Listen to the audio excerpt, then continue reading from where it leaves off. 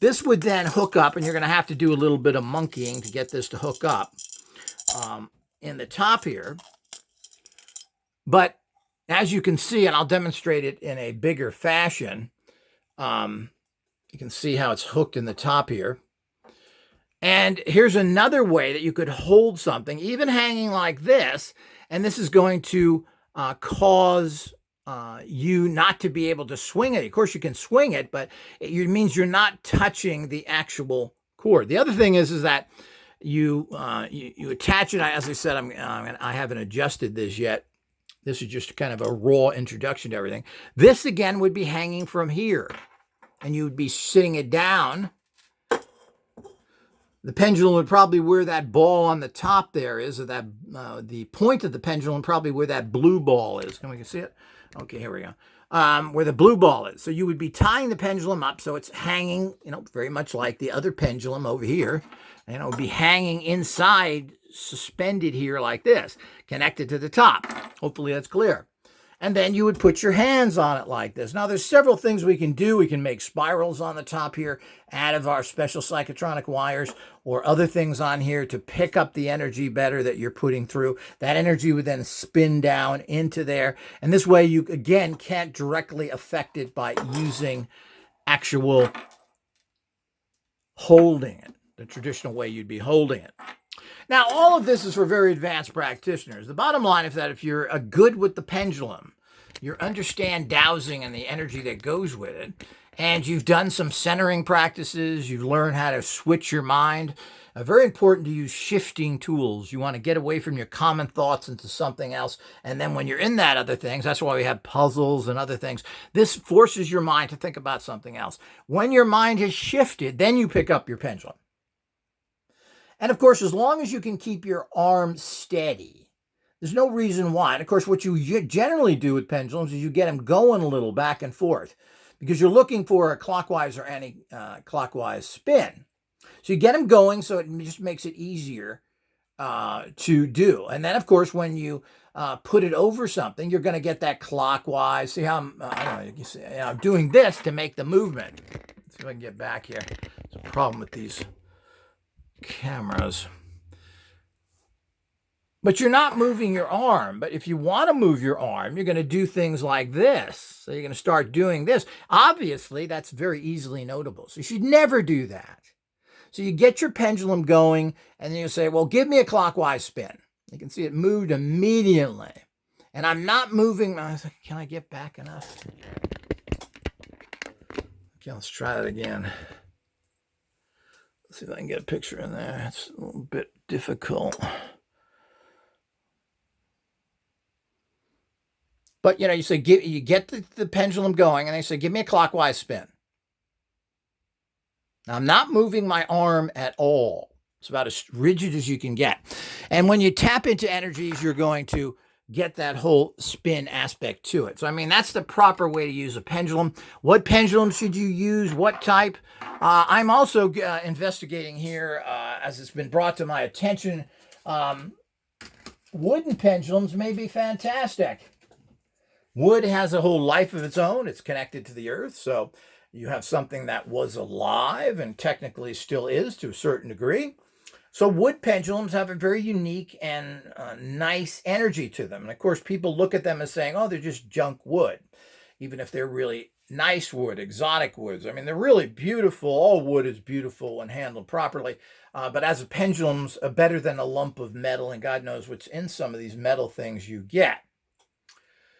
So the whole idea is that I'm leaning towards the plastics. I'm going to test out the woods. The more metal you get, the more problems you have. But you got to remember that metal is part of the earth as well. So it's not only picking up electromagnetic energies. A lot of metals, just like metals, precious metals is what you really want. Precious metals are not magnetic.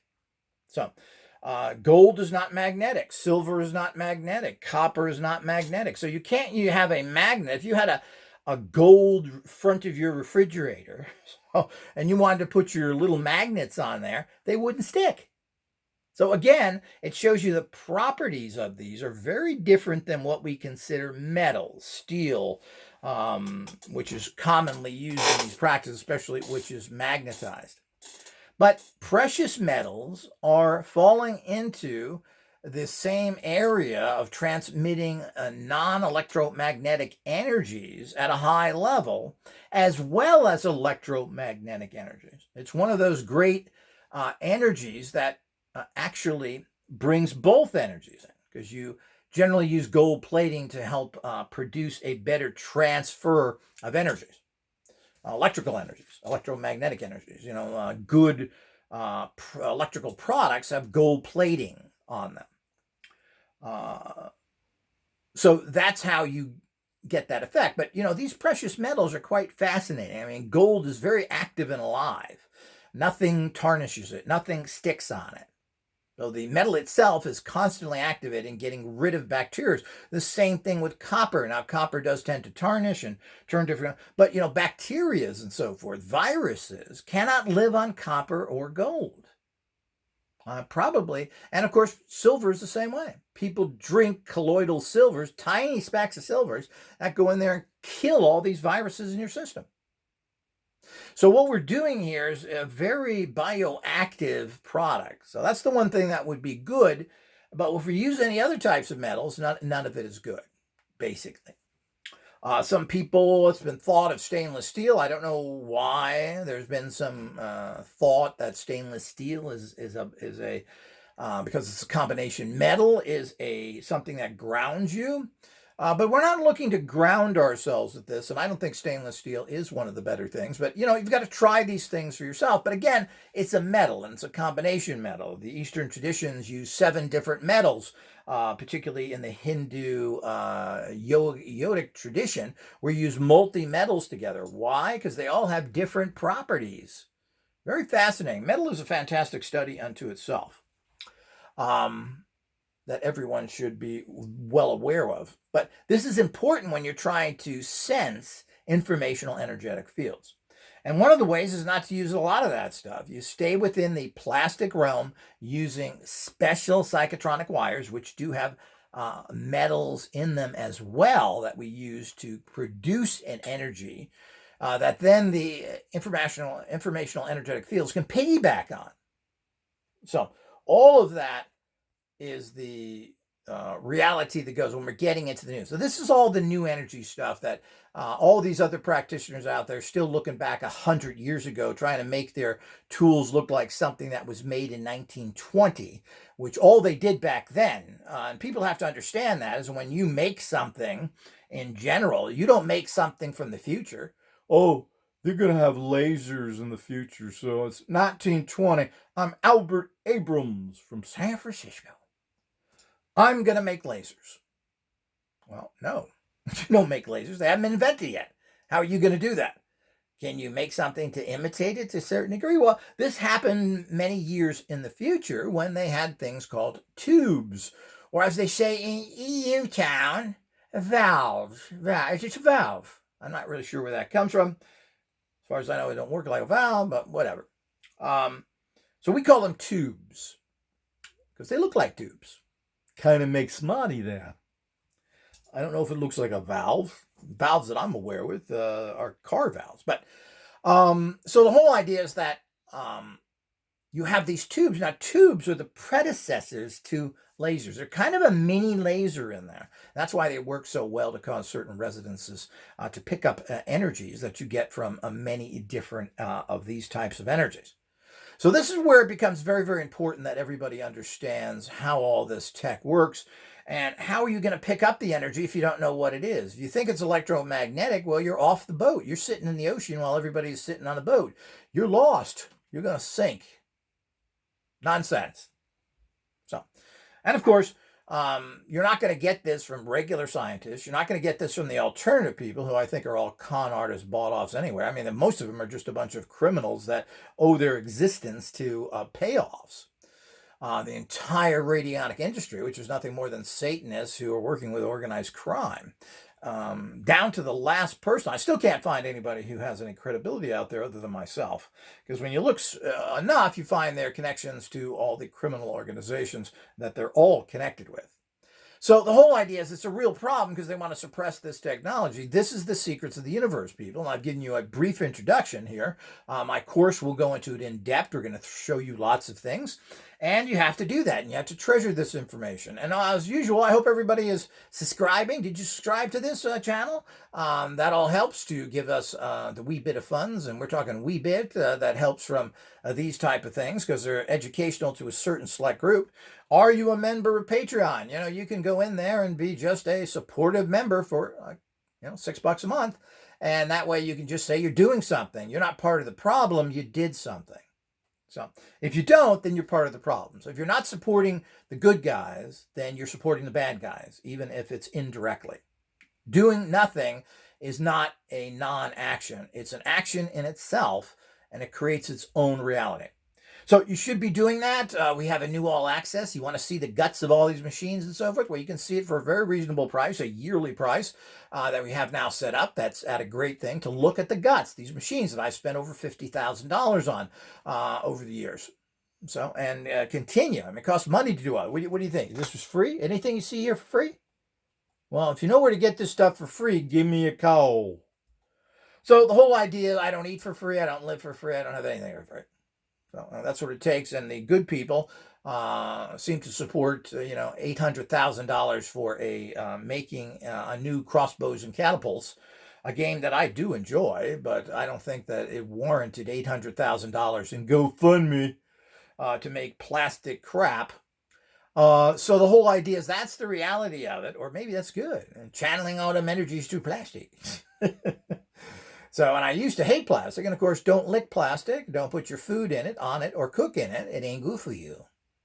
So, but does it conduct the energies we're talking about? Yes, it does. It amplifies and conducts it ironically, because it is part of the carbon reality that oil is. So, and oil is a great friend. We make drugs out of it. We use it for so many things, tires. I mean, there's nothing wrong with oil. Burning it in an internal combustion engine invented by the lowest scum on the planet that invented the internal combustion engine to destroy the planet, the satanic current that is bad. Oil ain't bad.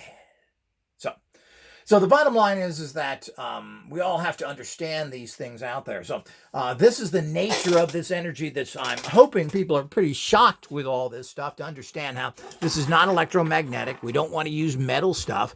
No metal wirings, at least not traditional metal wirings. You have to use metal as a accumulator in a particular way with a special fiber optic circuit to move this energy. And of course, that means we should be looking for and dealing with pendulums and so forth that ironically are plastic, which are probably going to be very difficult to get. I may have to make them myself or have them made. So the whole idea is this is the type of thing that we have to look into to understand the reality that we're talking about here. But this is very important. So if you're going to use any type of radionic, psychotronic, subtle, or I should say force energy products, you have to be able to measure them. If you're trying to get rates, well, that's how you get rates. Using your stick, your finger, and a sticking on a plate has got to be the stupidest thing I've ever seen in my life. It's so judgmental that, what does it matter? Why don't you just get numbers and put them in a jar and then pick it out? So using this stick technology is an idiot technology. I'm not sure who came up with that, but it's childish, stupid, and so incorrect that it doesn't work well. So if you get into the aspect where nothing means anything and every number works and every code works and every machine, if you're one of those morons, there's the door. Don't let it hit you in the butt on the way out, but do leave. So the whole idea is that those ignoramuses that have no background whatsoever, who talk that way, are people to really stay away from. So the whole idea is that we have to understand the realities of what's going on there. So we have to look at this. So measuring it's important. When you set a machine and you go back and check it, you have to ask, is this working? Has it been on in long enough time? Is it long enough? How many days should I keep this on? Etc. Should I change the rate? So there's lots of things you have to ask and people don't talk about. This is how you find out whether something has worked. So, because you just don't want to run a rate on somebody if they've had enough. or maybe you have to run it longer, or maybe you didn't need it that long. There's lots of things to work on in life, and radionic machines, you can only work on one thing at a time. So what you have to do is you have to make sure that you move over to something else. And the fact to keep something running all the time is very important for everyone to understand that necessarily isn't true. I mean, a lot of times if you run something too long, 24/7, the whatever target you're going after gets accustomed to it and blocks it. So it's not a good idea. It's always good to project things for several hours a day, depending on what it is and what the situation is. But like with our Scion generators, I mean, you really only have to use those 2 hours a day. You put in there what you have to. You're putting a strong thought form in there, a very strong rate card, and you let that run for 2 hours. That's all you need. They're very strong. Having it run constantly is an old way of thinking that, well, that's going to penetrate. Is it? No, the energy goes out there and it has to work its way into whatever target it's working on. And that has nothing to do with keep sending it there. The energy needs time to do its job. And then, of course, it's very important to repeat. So every day you have to repeat it. That's your repetition. That's your time factor. But letting something run for 24 hours a day, I'm not in favor of this anymore, no matter what tools you have. That includes running your tube amps and transmitters and everything else for 24 hours a day. Because somehow this is doing. No, it's not. It's not a good idea. So if you're using a side generator, you should run that for about 2 hours. If you're using any of our other machines, well, these are good to run for about 4 to 6 hours a day. Other than that, you don't need to. You may even want to put a timer on there so that after 6 hours, it turns itself off. You're just really kind of burning out your equipment. And, tubes are like anything else. They're going to burn out. They last for many years, but the bottom line is that they're going to burn out. Why do that when you're just wasting it? So, 6 hours a day is plenty to run things. And that includes everything else, including your lasers, your transmitter, etc. All of this stuff does not need to run more than that period of time. So it is important for everyone to understand that. And I'll be updating this on the different training pages as well. So, and you have to, as I said, understand the nature of it. So the new psychotronic wire that's coming out, which is a new design I've just reached to at this particular point in time. I've changed the wire several times. We're now in the 5th, 6th generation of these things where we've changed things to increase their power. It doesn't mean that anything else is bad. Just as we moved away from wires, we're using discs. Copper wire doesn't move informational energetic fields. The fields of creation doesn't move that. So you're not getting that energy from it. These fields create the electromagnetic when you use electromagnetic, but we're not working with the primitive downstep, the cellar technology of electromagnetism. We're using the rooftop, the penthouse energy of life here. And if we use it correctly with the correct tools and you understand what it's all about, particularly me, the engineer and manufacturer, the expert on this planet for over 55 years doing research in this area and every other, which nobody comes close. The author of over 35 books, 5 courses. I've been on Art Bell, CNN, BBC, etc. And of course, those are kind of, why should I even say that? Because it's like you're in the sewer again. But the bottom line is that I've been on these shows many years ago, and of course, I continue to do this. No one else comes close to what I've done. They have no conception. They keep looking to 1920s, to Abrams, to figure out how to make stuff. And we're going to go into all this stuff. We're going to be testing computerized radionic equipment that I'm going to be getting, one that's based for an actual your computer. We have other ones that are individually based that put out some called number generators that put that information out. Whatever that means. So we're going to try those and we'll see what they do. If they work, great. But, we're not dealing with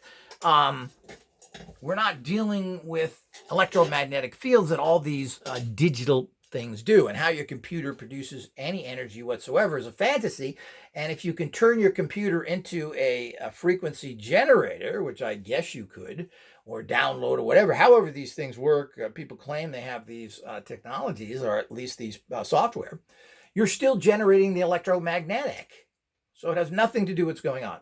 So all of this we're going to go over, and we'll give you further research on that as well. I'm looking forward to doing that, to test some of these things more. I did test them in the past, and, just running some sort of image in a computer, which is also has 78 toxic products in a computer, mixing that in there to send that energy to a target means you're sending all those toxins as well.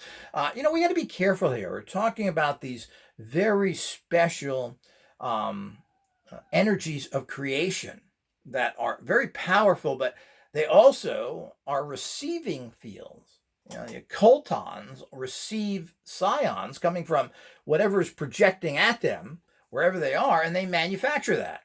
So if you're mixing in toxins, they will actually amplify the toxins as well. But this is the basic science that nobody really understands. So we have to make sure that that is clarified as well. So it is fascinating, and of course, we have all the great new tech that's come out. We also have made very inexpensive, low cost. Everybody can now get a particular desktop little radionic unit with a beautiful little tube amp, 8 hertz generator in there. I should say 8 cycles per second generator. Hertz is a fantasy term pretty much invented by the satanic energies of life, the antichrist energies that control science. But everybody can get these 8 hertz frequencies, a little tube amplifier, some energy discs, and you're out and going there for under $200. You can't get any better than that. You can take it anywhere, use it all the time. These can be ran for long periods of time if you want to. You can run that tube amp 24/7 if you want to. Generally, you don't have to. You can leave the 8 cycles per second generator on after you turn the tube amp off after 3-4 hours. And this is something that we need to understand in the bigger picture.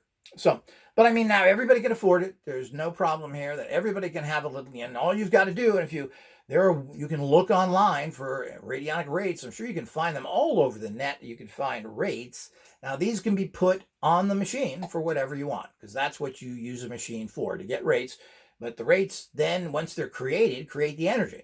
So all you have to do is put the numbers on the actual machine that you find. You can find this on, I think I'm pronouncing his name wrong, but it's Grabovani, which sounds Italian. I forget what it is, but he is a Russian mathematician who came up with a whole bunch of rates, numbers together that create energy.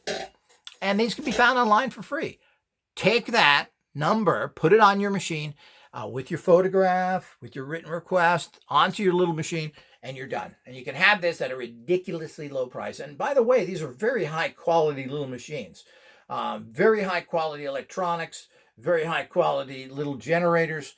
Everything that I make is the top quality. And the state-of-the-art energy discs that really amplify everything and get it to the target. Now, these are all state-of-the-art, and those are made well as well. They'll last, all of this will last you a long period of time. Of course, electronics eventually, you have to change the tube on the actual amplifier eventually, but they'll last. I've got tubes I've been using for 6 or 7 years, and generally these 8 cycles per second generators last for a very long time and can be replaced if need be after several years. Because these are battery operated, so the batteries are going to go down. These are pretty inexpensive to replace, and you can look for those online as well that will offer, or contact me if you need one in the future.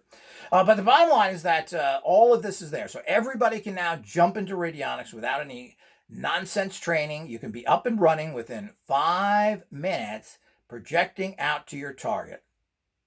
So you don't you don't need any other specialized software. We do recommend you get a Polaroid type camera or a Fuji Instax camera. Instax meaning instant. These can be obtained on eBay and other places. Get a used one. You don't need anything fancy. You can probably pick those up for $25 a used one.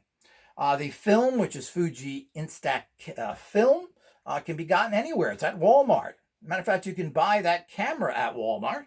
Obviously, I believe Target has them. I believe, of course, you can get them on eBay, and of course, you can get them on Amazon. So you can get these little Insta cameras, which are very important for you have. We do recommend you get our empowerment disc that you put under that camera before you use it to charge it up so you get more energy in there. But it's very important to use, quote, Polaroid technology. which is where the actual chemicals have grabbed the energy and are holding it there. Very powerful tool to have. So this is something, if you're going to be into this, you can have. And again, remember, Polaroid pictures suck. They're terrible, but you're taking energy pictures. You're not looking. You want clarity? Get yourself a nice digital camera for Christmas and other places. So it's important that we all understand that, and hopefully everyone gets that, and keep watch. Until next time.